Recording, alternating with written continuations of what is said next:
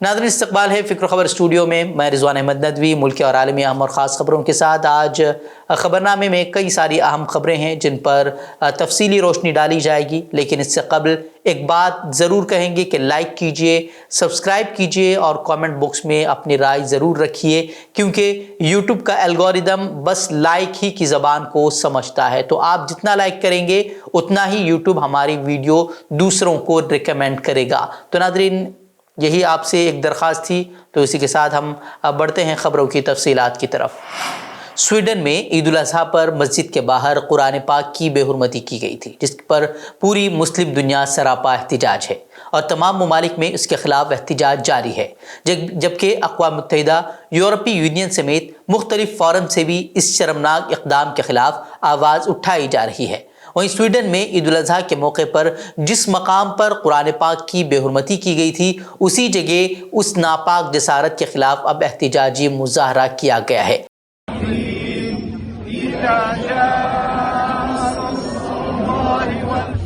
इस मौके पर फ़ज़ा अल्लाहु अकबर के नारों से गूंज उठी। मुज़ाहिरीन ने कुरान पाक की बेहुरमती करने वाले शख्स की फौरी गिरफ्तारी का मुतालबा भी किया।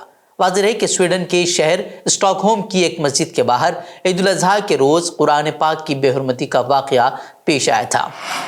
अतीक अहमद और अशरफ के कत्ल की तहक़ीक़ात के लिए तश्कील दी गई खुसूसी तफ्तीशी टीम SIT 90 दिन की मुकर्ररा मुद्दत ख़त्म होने पर जल्द ही अपनी चार्जशीट दाखिल करेगी। एक अफसर ने इस सिलसिले में इत्तला देते हुए कहा कि मुलजिम सनी सिंह, लोलेश तिवारी और अरुण मौर्य के खिलाफ चार्जशीट तैयार कर ली गई है और उसे 15 जुलाई तक अदालत में दाखिल कर दिया जाएगा।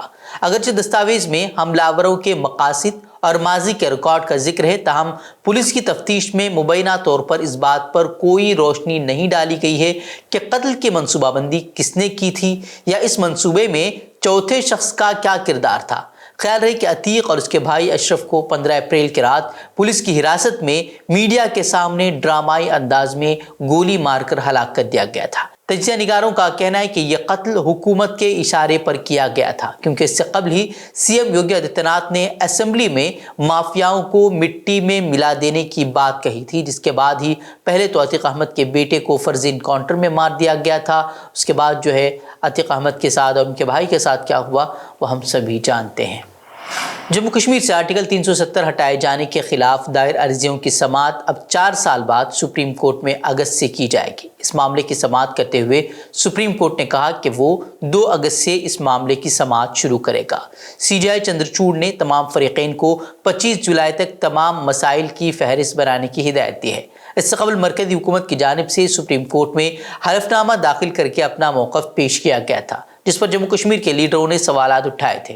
ख्याल है कि 2019 में मरकज़ी हुकूमत ने जम्मू कश्मीर की खुसूसी हैसियत को ख़त्म कर दिया था, जिसके बाद उसकी शदीद मुखालफत हुई और सुप्रीम कोर्ट में कई अर्जियाँ दायर की गई थी। इससे मुताल्लिक़ 20 से ज़्यादा अर्जियाँ जो है ज़ेर इल्तिवा हैं, जिनकी समाअत चीफ जस्टिस चंद्रचूड़ की सरबराही में 5 जजों की बेंच अब एक साथ करेगी।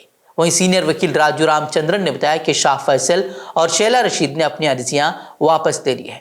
चीफ जस्टिस ने अर्जी गुजारों की फहरिस्त से दोनों के नाम निकालने की अब हिदायत दी है। हाल ही में एक फैक्ट फाइंडिंग टीम ने मणिपुर का दौरा किया था और इल्ज़ाम लगाया था कि रियासत में नस्ली तसादुम स्टेट स्पॉन्सर्ड तशद्दुद का नतीजा है। अब उस टीम के 3 लोगों के खिलाफ मुकदमा दर्ज कर लिया गया है। ये दरअसल ये खवातीन national federation of Indian women NFIW की फैक्ट फाइंडिंग टीम का हिस्सा थी, जिसने 28 जून से 1 जुलाई के दरमियान मणिपुर का दौरा किया था। खबरों के मुताबिक FIR में ताज़ीरात हिंद की कई दफ़ात शामिल की गई हैं, जिसमें रियासत के खिलाफ जंग छेड़ना, उकसाना और हद के इज्जत शामिल है। तीनों खवातीन ने 2 जुलाई को एक प्रेस कॉन्फ्रेंस में कहा था कि मणिपुर में झड़पें फ़िरक़ावाराना तशद्दुद नहीं है और न ही ये सिर्फ 2 बरादरियों के दरमियान लड़ाई है। उन्होंने कहा था कि इसमें ज़मीन, वसाइल, शिद्दत पसंदों और अस्करत पसंदों की मौजूदगी के सवाल शामिल हैं। हुकूमत ने अपने पोशीदा प्रो कॉरपोरेट एजेंडे को अमली जामा पहनाने के लिए होशियारी से हिकमत अमली अपनाई थी, जिसकी वजह से मौजूदा बहरान पैदा हुआ है। इस तरह का उन्होंने प्रेस कॉन्फ्रेंस में ये चीज़ें बयान की थी, जिसके बाद अब उनके खिलाफ FIR दर्ज कर ली गई है। دہلی پولیس نے wrestling federation of India WFI کے سبکدوش ہو چکے صدر اور BJP کے رکن پارلیمنٹ برج بھوشن شرن سنگھ کے خلاف چارج شیٹ دائر کر دی ہے۔ انڈین ایکسپریس میں شائع خبر کے مطابق دہلی پولیس نے چارج شیٹ میں کہا ہے کہ برج بھوشن کے خلاف جنسی طور پر ہراساں کرنے، پیچھا کرنے اور چھیڑ چھاڑ کے جرائم کے لیے قانونی چارہ جوئی کی جا سکتی ہے اور سزا پانے کے وہ حقدار ہے۔ چارج شیٹ کے مطابق پولیس نے 108 گواہوں سے بات کی، جن میں سے 15 نے پہلوانوں، کوچوں اور ریفریوں سمیت پہلوانوں کے الزامات کی تصدیق کی ہے۔ الہ آباد ہائی کورٹ نے شری کرشن جنم بھومی مکتی نرمان ٹرسٹ کی طرف سے دائر ایک ریٹ پٹیشن کو خارج کر دیا ہے، جس میں عدالت سے استدعا کی گئی تھی کہ وہ متھرا کی سول انتظامیہ سے مسجد کی انتظامی کمیٹی اور اتر پردیش سنی سینٹرل وقف بورڈ کے مقدمے کے خلاف اعتراضات پر فیصلہ کرنے سے پہلے متھرا کے سول جج کو ہدایت دے کہ وہ شاہی مسجد کے سائنسی سروے کی درخواست پر فیصلہ کرے۔ قبل ازیں درخواست گزاروں نے جنوری 2023 میں متھرا کے سول جج کے سامنے ایک مقدمہ دائر کیا تھا، جس میں ایک نقشہ اور اپنے مفادات کے علاوہ اپنے آئینی حقوق کے تحفظ کی درخواست کی تھی۔ خیال ہے کہ کرشن جنم بھومی شاہی عیدگاہ تنازع میں متھرا کی عدالتوں میں کئی مقدمے دائر کیے گئے ہیں، جن میں ایک عام دعویٰ یہ ہے کہ عیدگاہ کمپلیکس زمین پر بنایا گیا ہے جسے کرشن کی جائے پیدائش سمجھا جاتا ہے اور جہاں ایک مندر موجود ہونے کا دعویٰ بھی ان کی طرف سے کیا جا رہا ہے۔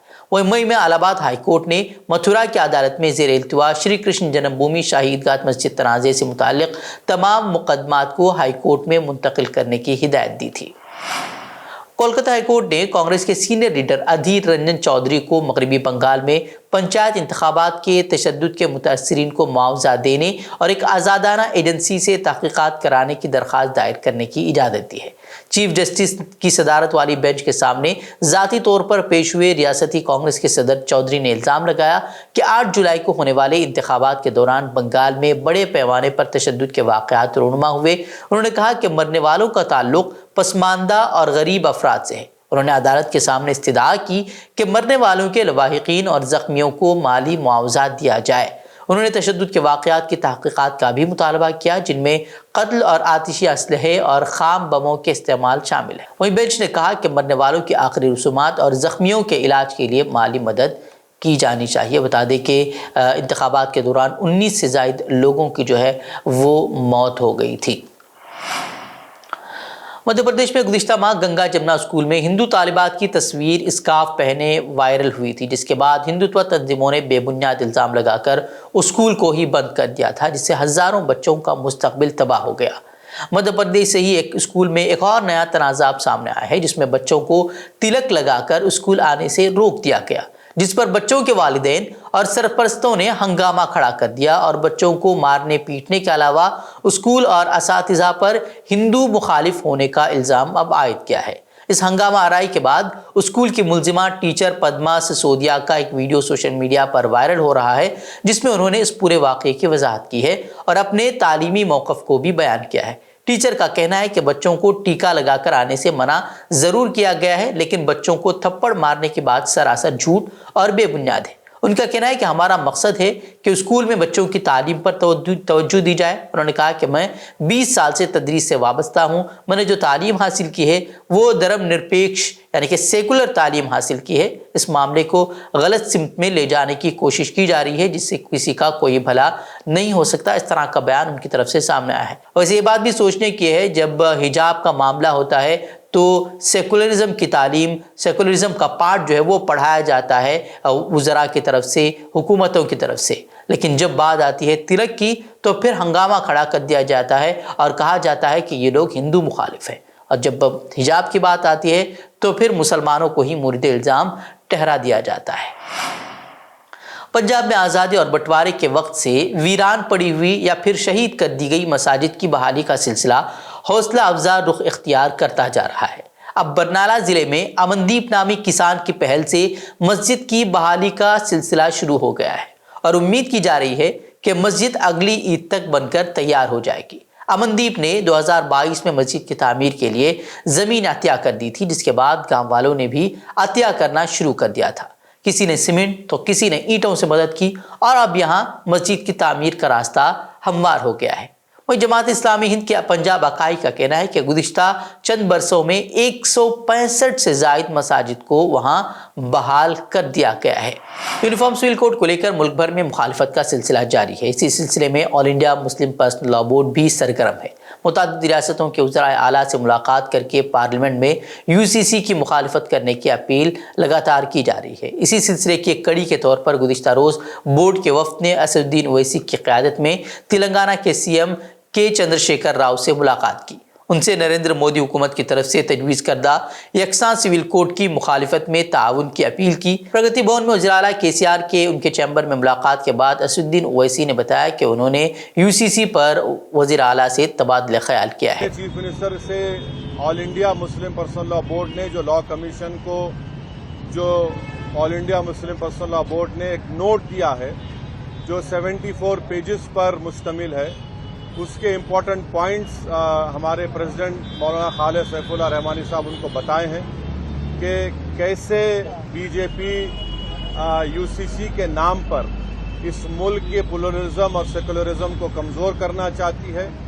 ہم نے BRS کے پریزیڈنٹ وہ تلنگانہ کے چیف منسٹر کو بھی بتایا کہ صرف یہ مسلم مائنورٹی کا مسئلہ نہیں، یہ کرسچنز کا بھی مسئلہ ہے، یہ مسئلہ ٹرائبل سے بھی جڑا ہوا ہے۔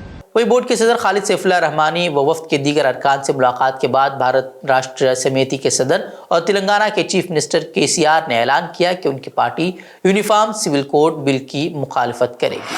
دہلی کی ایک عدالت نے شہر میں فروری 2020 کے تشدد کے دوران ایک مسلم شخص کو مبینہ طور پر زندہ جلانے کے الزام میں 6 افراد کے خلاف الزام طے کیے ہیں۔ شمال مشرقی دہلی میں 23 فروری سے 26 فروری 2020 کے درمیان فرقہ وارانہ تشدد پھوٹ پڑا تھا۔ تشدد میں 53 افراد ہلاک اور سینکڑوں افراد زخمی ہوئے تھے۔ ہلاک ہونے والوں میں اکثریت جو تھی وہ مسلمانوں کی تھی۔ ایک واقعے میں 25 فروری 2020 کو شہر میں کھجوری پستہ روڈ پر ایک ہجوم نے شہباز نامی ایک مسلمان شخص کو زندہ جلا دیا تھا۔ عدالت نے کہا کہ ملزمین نے مبینہ طور پر منصوبہ بند طریقے سے اور ایک دوسرے کے ساتھ مل کر سازش رچی تھی۔ جج نے مشاہدہ کیا کہ ہجوم کا واحد مقصد مسلم برادری سے بدلہ لینا تھا۔ تو ناظرین یہ خبریں، مزید خبروں کے لیے آپ ہمارے ویب سائٹ www.fikrokhabar.com کی طرف رخ کر سکتے ہیں۔ ویڈیوز کے لیے ہمارے YouTube چینل کو سبسکرائب کریں۔ تو ناظرین اجازت دیں، السلام علیکم ورحمۃ اللہ وبرکاتہ۔